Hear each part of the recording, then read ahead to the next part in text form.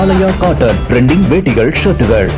சட்டமன்ற பொதுத் தேர்தலில் திராவிட முன்னேற்ற கழகம் ஆட்சிக்கு வந்தால் நாங்கள் இந்தந்த அமைப்பு என்னென்ன கோரிக்கை வச்சுதோ அந்த கோரிக்கைகளை நிறைவேற்ற வேண்டும் தான் இவர்கள் கோரிக்கை வச்சாங்க. அந்த கோரிக்கை அடிப்படையில் திமுக கட்சி அந்த அறிவிப்பு வெளியிடுது. இப்போ அவங்க கேட்குறாங்க, இது வரைக்கும் 4.25 ஆண்டு காலம் ஆச்சு, நீங்கள் தேர்தல் நேரத்தில் உங்களுடைய வாக்குறுதி நிறைவேற்றலை, அதுக்காக போராடுறாங்க.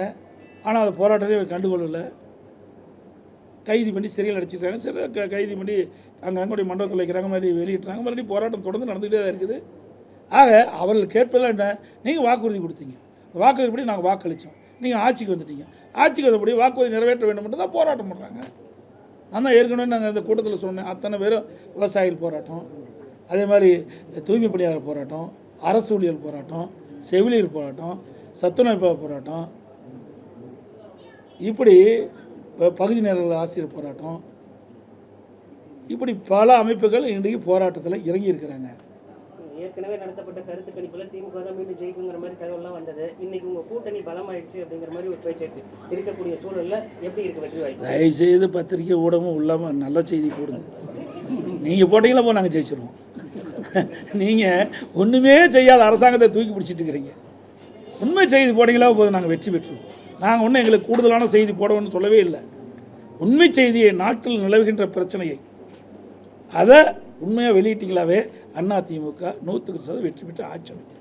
நாங்கள் ஒன்றும் எங்களுக்கு அவர்கள் மாதிரி பூஸ்ட் பண்ணி போடணும்னு எங்களுக்கு அவசியம் இல்லை. நாங்கள் திறமையாக ஆட்சி செஞ்சோம், மக்களிடத்தில் நல்ல பேர் இருக்குது. இன்றைக்கி திமுக ஆட்சி வந்த பிறகு ஒரு ஊழல் நிறைந்த அரசாங்கமாக மக்களுடைய பாதிக்கு போயிடுது.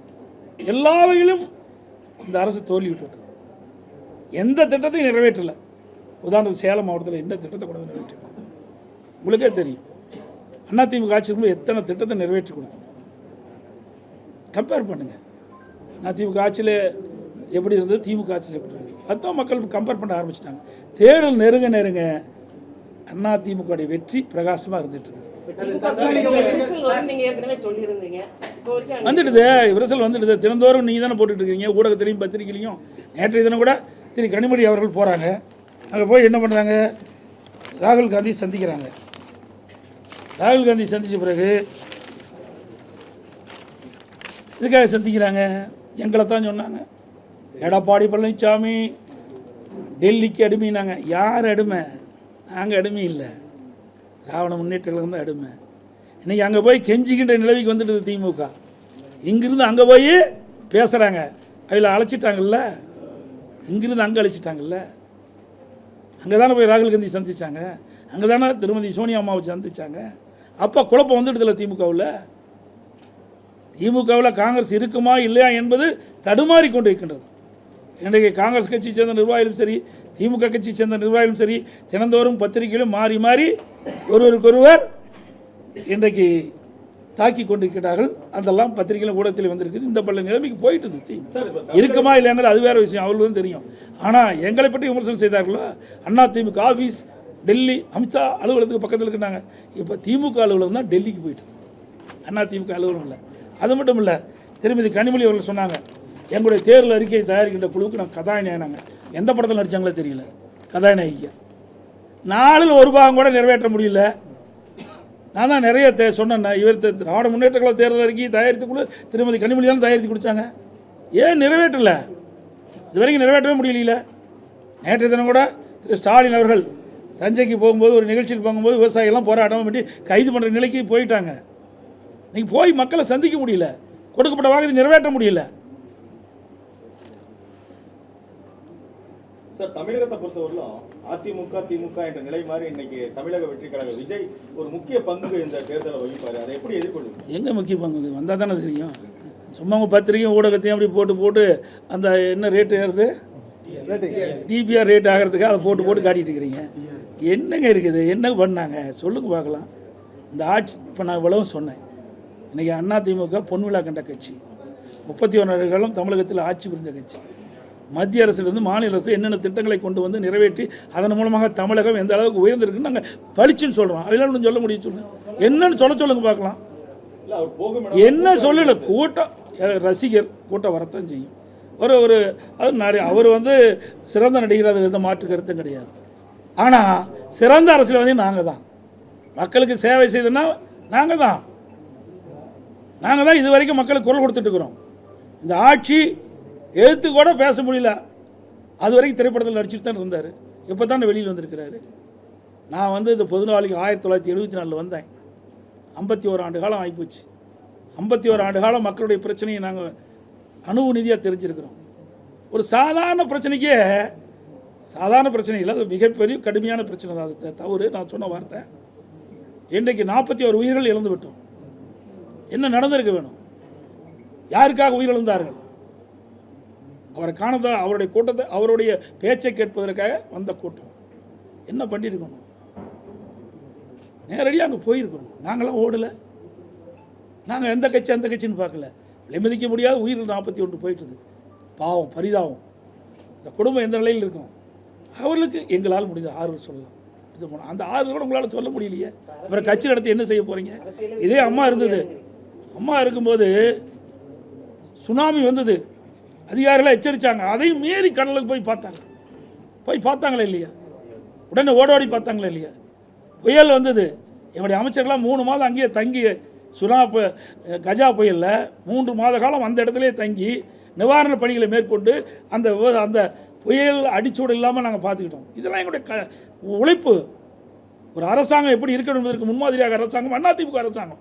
எதையுமே செய்யாமல் திரைப்படத்தில் இருக்க வரைக்கும் சம்பாரிச்சிங்க. இப்போ விட்டுட்டு வந்தீங்க. நான் பல்லாயிரக்கணக்கு கோடி விட்டுட்டு வந்தேங்கிறீங்க. யாருக்கா விட்டுட்டு வந்தீங்க? இப்படிப்பட்ட ஒரு அரசியலில் தாங்குவாரா சார்? அதெல்லாம் நான் சொல்லலை. நீங்கள் கேட்ட கேள்விக்கு நான் பதில் அவ்வளோதான். தாங்குவாரா போவாரா? அதாவது அனுபவம் வேணும். இது சாதாரண விஷயம் இல்லை. இன்றைக்கி என்னாச்சு?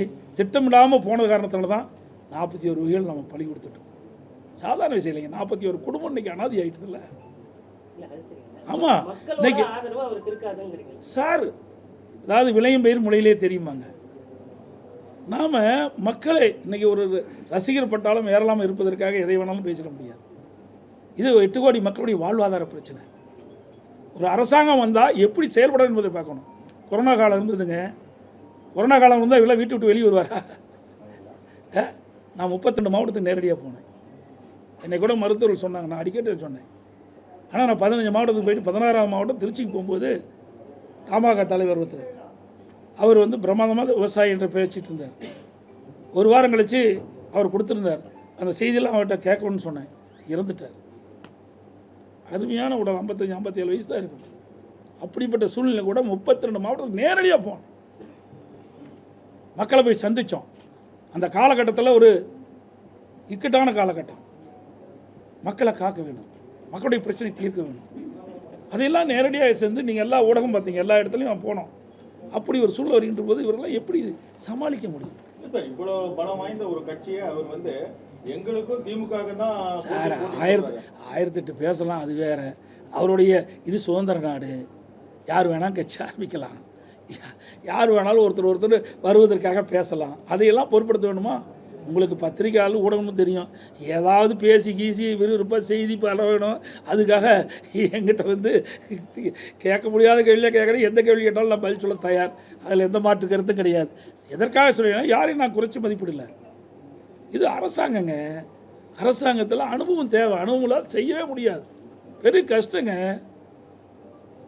இன்றைக்கி அதிமுக ஆட்சியில் பொன்மனச்சம்பளம் புரட்சித்தலைவர் எம்ஜிஆர் இருந்தார், அம்மா இருந்தால், அம்மா மறைவுக்கு நாங்கள் இருந்தோம். எந்த அளவுக்கு வளர்ந்துருக்குதுன்னு பாருங்கள். மற்ற மாநிலத்தை ஒப்பிட்டு பாருங்கள். இன்றைக்கு இவ்வளோ தூரம் வளர்ச்சி அடைவதற்கு காரணம் அனைத்து இந்திய அண்ணா திராவிட முன்னேற்ற கழகம் ஆட்சி இருந்த காலத்தில் தான். அதுதான் நாங்கள் தைரியமாக சொல்கிறோம். தற்காலிக பணியாளர்கள், ஒப்பந்த பணியாளர்கள் இப்போ பணி நிரந்தரம் செய்யணும்னு போராடுறது ஒரு பேசனா மாறிடுச்சுன்னு சொல்லிட்டு அமைச்சர் பாருங்க. தான் சொல்லணே, இவர்கள் தானே கொடுக்கப்பட்ட வாக்குறுதி. இவர்கள் தான் அந்த வாக்குறுதி கொடுத்தாங்க. யார் வாக்குறுதி கொடுத்தாங்களோ அவரை தான் அவங்க கேட்குறாங்க. ஒரு பேசனா போயிடுச்சுன்னு அதுதான் அலட்சியமாக இருப்பது. அலட்சியப்படுத்தக்கூடாது. மக்களுக்காக தான் நம்ம அரசாங்கம் நடத்துகிறோம், மக்களுக்காக தான் அமைச்சராக இருக்கிறோம். அது மூலம் உணர வேண்டும். அவர்கிட்ட அழைச்சி என்னென்ன பிரச்சனையை எடுத்து சொல்ல வேண்டும், புரிய வைக்க வேண்டும். இதையெல்லாம் அவர்கள் செய்ய வேண்டும். சர்வாதிகாரம் மாதிரி நடந்தால் வர்ற தேர்தலில் அதற்கு தகுந்த பதிலடியை மக்கள் கொடுப்பார். அனைத்து ஊடகங்களுக்கு பதில்.